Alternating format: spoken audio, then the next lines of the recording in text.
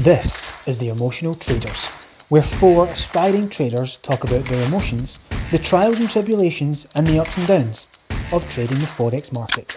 Enjoy. Hello and welcome to episode 6 of The Emotional Traders. Today I'm joined by Edge. There's just two of us. So Edge, my wingman, we're cracking on. Jose and Nev unfortunately couldn't make it into this episode, so we thought, you know what? Hell, let's just crack on. Edge, how you doing? Yeah, good, thank you. How are you getting on? Good. I've had a very good week. Well, this week in particular was good. It's been 2 weeks since we last recorded an episode, I think. So Yeah, it's been a little hiatus. a couple of weeks, isn't it? Yeah, we had a little hiatus. We struggled to get the trips all together and schedules. We just couldn't make anything work. So this week we thought, you know what? There's two of us. Let's just crack on and get something out there for the listeners. So yeah, it's been personally, it's been a good couple of weeks. Well, I say that it's been a good week. The last 2 weeks, not so much, but I wouldn't say that they've not been bad weeks. We can come on to that in a minute. The theme of this episode is going to be all about how you deal with drawdown, particularly when you're in a funded account. So, and that's if you're using prop firms. I appreciate other people are using personal accounts, but for us personally, or for me personally, prop firm challenges is what I'm working on at the moment, and I'm now in the funded world. I got funded a month or so ago, and immediately went into drawdown, which is not exactly how I thought it was going to pan out. Edge, you've been funded longer than me, lucky bastard. How have you dealt? Have you been in drawdown on a funded? And if you have, what was the initial? Right, what did I do? And I'll come to you first very quickly, and then I'll give a bit of what the last 2 weeks has been like for me. Yeah, so I mean, obviously, I've been in drawdown at points, right? Everyone goes through periods where you're trading. Just not even if your trading's bad, just you always can go into drawdown, right? Even with a successful kind of trading plan, you're never going to have 100% win rate, and if you go into drawdown, you've got to kind of not let that get to you and just trust in the process. But obviously that's easier said than done. Yeah, you often, well, I have in the past kind of just gone kind of emotional when you're in drawdown, just because it's a different style of kind of trading, I guess. And rather than just carrying on with my kind of risk management and stuff, you just try everything that you can to get out of drawdown, which obviously then kind of just puts you further in drawdown and blows accounts and stuff. I'm less like that now, just because I've been, like I said, funded for a while now, and I've had different funded accounts and blown some and kind of kept some. So for you, dealing with that drawdown aspect over time has purely just been through experience. So it's just going through that period of pain and learning from it. Yeah, pretty much. Because at some points you just sit down and you think to yourself like, well, I've done this. This is what I've done in the past. So if I keep doing it, I'm going to keep getting the same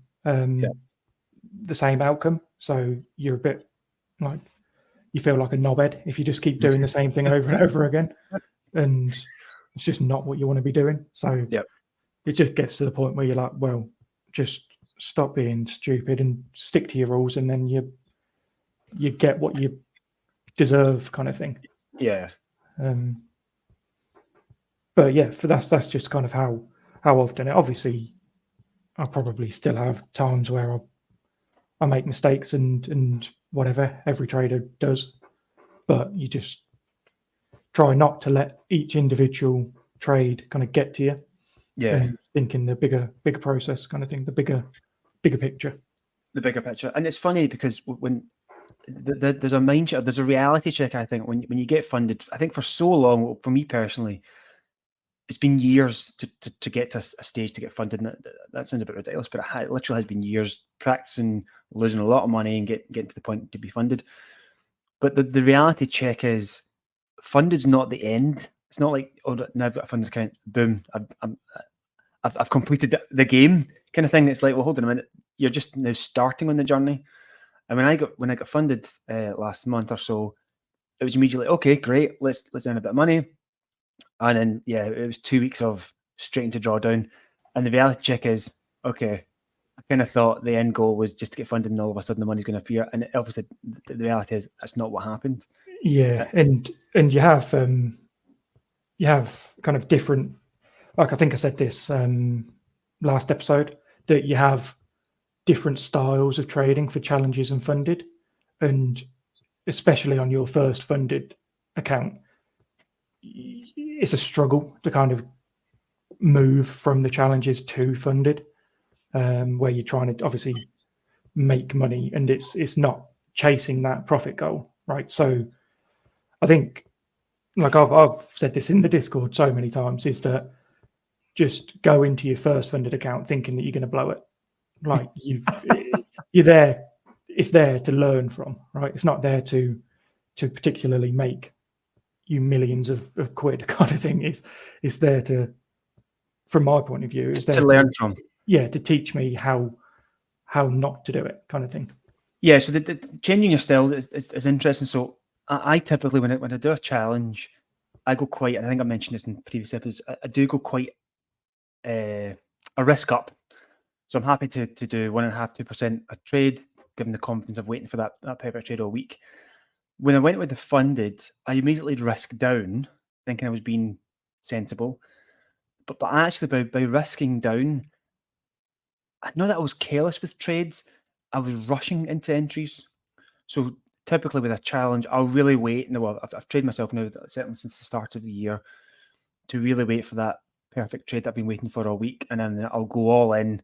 And I say all in, I mean I'll risk up just to get a good 5-6% gain on the challenge. With the funded, because I risked down, my mental state changed, that I almost was trying to get in too early, because I was less risk, thinking, well, I'm only risking 0.5% this time instead of 2 or 1.5%. If I need to get in earlier to get more of a gain. So the change of strategy actually didn't work for me, if that makes sense. Yeah, but I think that's more just kind of the mindset of it, though. Like, you were probably still thinking, like subconsciously thinking, that it was sort of a challenge, still, whereas yes, it's not. Because if you think that 0.5% on whatever size account, just say it's, I don't know, a £10,000 account, whatever, 0.5% of that, if that trade comes in, for even if it's for a 2 hour, that's 1% of a £10,000 account that essentially is in your pocket, right? Yes, I know. Which is more than 6% on a challenge account, which is nothing in your pocket. Yeah, exactly. It's nothing. It's nothing tangible, right? Yeah, you're up 6%, but that's essentially, in the grand scheme of that is nothing, right? So it's about kind of changing your mindset to thinking around, well, how much money is this now? is how I think of it. Is that you're right, and more around that. Actually, this is now money in your pocket as opposed to just monopoly money. Yeah, exactly. And you can spend, like I said, if you make 1% on a 10 grand account, you can buy other challenges with that, and then you're kind of playing with the house's money, right? It's not your money. So it kind of, it's very, from what I've found, it very quickly scales when you actually take money out of the accounts. But it's an interesting one. Yeah, because it's just, I guess it's difficult, and every trader is different, right? That's just how I've found it. So I'm very quick at taking profits on my funded accounts, and I'm not really bothered what the price does after that. If I take a one hour trade, that's still money that money in your pocket. Money I've made, and can do with that whatever I want to. kind of thing. Yeah. So I think that I'm still coming to terms with that, and I think going back to kind of the drawdown piece. So when I started that funded trading the live account, immediately went to drawdown. Didn't really bother me. I thought, you know what, I'm going to have losses. It's fine. Last week I reached -5% and I on the Wednesday I was getting a little bit itchy. I'm not going to lie. I was thinking, okay, right, -5%, first funded. Is this actually happening? But pleased to say I've managed to claw it back. I'm now -1%, so it's 4% gain since then. So I managed to overcome that kind of not panic stage, but reality of am I going to blow this funded account? And actually, what helped me was going back to look at all my results since at the start of the year when I've started this new trading approach, and my win rate was anywhere from 60% to 66%. Now on the live account, it was down at 25%. So I thought, right, something's not happening. Something's either not working or whatever. So I would say last Thursday up until today, or up until yesterday, sorry, I really very, very patient. So I'm not rushing it. I'm going back to kind of the very strict mindset, and I managed to make a good gain. And again, what's given me the confidence of not panicking being so far drawdown was, well, I know my win rate's higher. I'm just going through a bad period. So stick to the plan, keep doing what I'm doing, well, what I was doing, and the win rate will come back up again. And pleased to say that was the case. Yeah, exactly. As long as you continue doing the trades that you want to be, and then your previous kind of back testing and all of that has proved that you can trade, and that's it. Yeah, stick with it. Yeah, you're right. And I think that's important actually, is of having some form of history or data that you can refer back to. That if you are in a period of drawdown or just a bad period of trades, and I think I went on, it was like a 4 trade losing streak, which is not normal for people. But I thought, right, hold on, I need to. What's going on here? And I kept kind of going back to my old data to say, listen, I know my win rate's higher. Don't let it kind of panic you out. Just keep doing what you're doing. Yeah, exactly. And, it's not per trade; it's per 100 trades that you need to. That's it. Think about. Exactly. Yeah. So I'm not a drawdown. I'm still -1%, but far more comfortable. And again, the confidence came back yesterday, back to -1%, which was from almost -5%. So a lot more comfortable.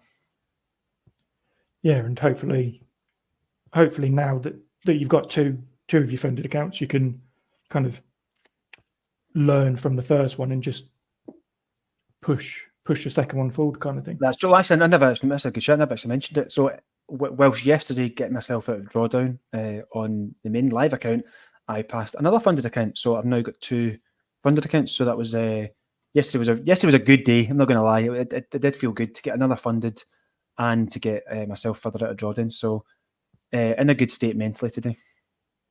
Nice. So what are your plans? What are your plans going forward with the other funded? So I'm new to it, so I've got a plan, and we spoke about it in the Discord. I do have a plan in my mind of how I would like it to work. So I'll trade one until it gets to a payout. Whilst I'm waiting for a payout, I'll then switch to the other one and kind of just bounce between them. Ideally, I would have 3, and that's a bit greedy, but I think with the way I want to play this is, I think with my trading style, 3 funded accounts would be nice because actually I can switch between them when either you're waiting for a payout or one account's in drawdown. And the reason I'm saying that is when I wasn't, before I got the second funded account, when I was in drawdown for the main, or the first account, being in drawdown for 2 weeks, it did get to me a little bit. Like I was thinking, right, when am I going to get a payout from this bloody thing? So I think having 3 accounts, if you can almost kind of bounce between them. So if you're in drawdown for one and you just need a break from seeing that negative red and just kind of be a bit more play from something that's a bit more break even, switch to another account, trade that for a period, either wait for a payout and then go back to and deal with the drawdown. Because constantly dealing with a drawdown account, everybody does it. It's not great, and I think if you do it for too long, it can have a bit of a negative effect on you. So my plan at the moment with the 2 is to bounce between them. So I'm going to trade. I'm going to take a break from the drawdown one at the moment. I'm going to trade the new one. Hopefully get that into a payout. request a payout, and then I'll go back to the drawdown one and then try and work that back out again. And the plan is then to scale up. So when I get a couple of payouts, I then scale up into another funded but of a higher value. That's the plan. And listen, I'm learning as I go. That's by no means financial advice or good practice. I don't know. I'm kind of winging it as I go, but that's in my mind. That seems sensible. Yeah, definitely does. The one thing that I again, I don't know whether I mentioned this on a previous podcast episode. The one thing that really screwed me up when I had multiple funded accounts was I was trying to trade them all at the same time. Yeah. And I wasn't copy trading. I was kind of like actually having to manually go into each account, put the trade on, kind of exit it whenever I wanted to on all 3 different accounts. And it was a nightmare. I ended up closing the wrong thing, putting too much risk on one of them, and it was a nightmare for me. And that was where I kind of blew my head a bit, where I just then failed one because I accidentally failed it, and then kind of everything just went tits up then. Yeah. So I definitely think it is a good idea to trade one at a time, so that you're just concentrating on one thing. Yeah, so I think it's a good plan. But yeah, and actually, the blessing in disguise. If you've been doing any listeners that do prop firms, you'll be aware of all the hoo-ha that's been going on about with MetaTrader, etc. So I'm with Funding Pips for one, and my funded FX for the other. Both have now left MetaTrader, and they're both with Match Trader, which is not the greatest of platforms. However, what I do now need to do, because I don't have the position sizer kind of add-on for MetaTrader, is I do have to take the time to do the position calculator, calculate my lots back into Match Trader and do it that way, because it's far more manual of trying to calculate lot size and etc. It's actually, I would find it very difficult to place multiple trades in multiple accounts because there'd be so much switching between them. I think if it was on Match Trader, if it was on MetaTrader, it would be a lot easier because you can just do that position sizer. So I think actually the blessing in disguise, I'm on this new Match Trader platform because it is more manual to enter trades. I don't think I wouldn't have the opportunity to place multiple trades in multiple accounts. That's what I'm thinking anyway. Yeah, and that's, like I said, that's a good thing. So yeah, absolutely. So my outlook for the next week or so is I'm going to trade this new live account. Got all the details through yesterday.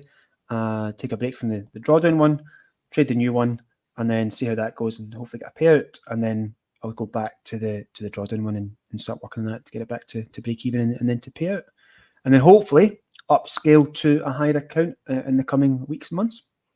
Yeah, next episode you'll be $5 million. $5 million, yep. 8-figure funded trader. Yep. Order the Lambo. Sounds like a plan. What's the outlook for you in the next week or so? So concentrating on the futures account. I don't know whether I've actually mentioned that on here. I don't think you have, no. So recently got funded with a futures prop firm. Rules are so much more stricter, which is a good thing. They kind of they force only consistent traders to be on the funded, which is good for me anyway, because it slows you down a bit. But yeah, my plan is to just slowly get that into the withdrawals, and hopefully, yeah, just continue with that. I'm going to try and keep this mindset focused from an emotional mindset point of view. The switch or not the switch to, but the addition of a futures account, was it because of all the prop firm FUD, and did that really kind of make you think, oh fuck, I need to have something else here?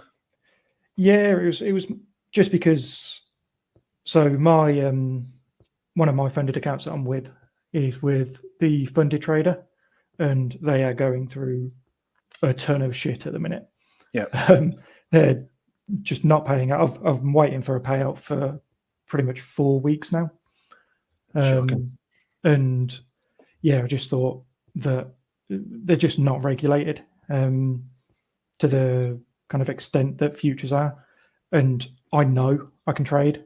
So why add the extra pressure of kind of having the prop firm kind of add spread and make everything so much more difficult, right? So I just thought to expand to futures and to try that out, and it seems to be going pretty well at the minute. It's a change of kind of trading style. You've got to be in and out within a day. Yep. So it's a bit more scalpy than what I'm used to, but yep. It's still trading, right? And I suppose kind of trying out the futures approach, you're going to learn more from it as well. So even if whatever happens with it, the learning aspect, both mentally and technical skills wise, you're going to become better for doing it. Yeah, exactly. And it's just another thing, right? So you want to kind of spread your exposure. Yep. So that's what I've done. I've got a couple of forex funded accounts with different firms. This futures one, just see where it goes, I guess. It's funny. I said, did you? I'm not sure if it was Jose that posted into Discord, but Oanda have now come up with their own prop challenge. It's called Oanda Labs, and actually, I think given it's coming from a broker like Oanda, it actually might be more, not more regulated, but more dependable, more trustworthy. Yes, that's the word I was looking for. More trustworthy. So actually, I am toying with the idea of actually looking at Oanda as my next challenge, given it's given who they are. Yeah, I mean, it's definitely a better idea, right? I mean, really, the only one that you can at the minute, I think, that you can actually trust is FTMO. FTMO, I think, they're the ones that you really need to get funded with, and then kind of try everything else. But again, their rules are a little bit, I guess, harder than. Yeah. But there's a reason they're still in that space and have been for so long, because they've got the rules and the strict kind of due diligence to do. Yeah, exactly. It's they don't kind of not congratulate, but they don't, whatever that word is, they don't help traders that are kind of gamblers, which is what you want. We're not that style of traders. We are kind of consistent. Trying to be consistently profitable rather than just hit one big win. Yeah. And you want firms that are kind of looking for that as well. Yeah, and not going a bit of a tangent, and by no means we're not affiliated with any prop firm, and I'm not hating anybody, but however, one thing I do like from what I've seen about FTMO, and purely just from a social presence, etc., is there's a type of prop firm that's come out where it's all about fam and family and it's sickening, like this is a you're paying a company for a service and they treat you as a part of their fam, and it's like, fuck off. Like, what is that all about? And I noticed it certainly with I think it was Funding Pips and a few other ones, like they're on the Discord and talking about, and the CEOs are coming out and say, you're part of our fam. No, I'm fucking not. I'm a customer here. Yeah, whereas FTMO have kept very professional. They're not going into that whole kind of trading fam and crypto fam nonsense. And I think that's still an appeal with FTMO because they have kept that very professionalism. A bit of a random comment there.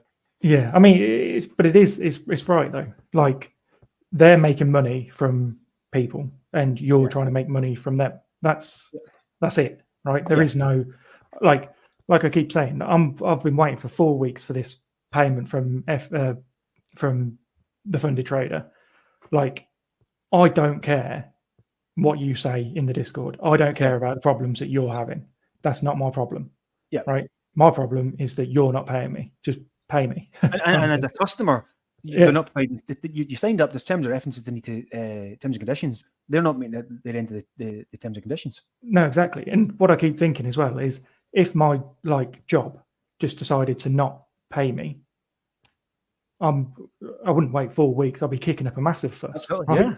And it just seems like everyone's just like, oh yeah, no, we're having a bit of troubles and whatever. We'll fix it as soon as we can. It's just like, no, fix it now, pay your traders, and then continue with all the promotions and all that shit that you're doing. And when I posted one of the comments, and I'm sure it was My Funded FX. There was a comment, I don't know if it was one of the mods or the CEO, they made an announcement it'll be a week before we do this transition away from MetaTrader into this new platform. It's going to be a week, no access, whatever it was. Use this time to backtest and practice. And I was like, who the fuck are you to tell us what to do with our time? We're paying you for a service you can't fulfill because you can't provide us with your service for a week. You're telling us not to trade and we should go and do something else. I was really pissed me off. Yeah, it's condescending. Yeah, I mean it is, and they just treat you like it's what they're trying to do though, right? They're trying to get everyone to be like back them and all very friendly and pally. Yeah, but just couldn't give a shit. Just give me more money, kind of thing. Right, that's it. That's all I'm here for. I'm not here to join your Discord and to post my kind of withdrawal profit payout things.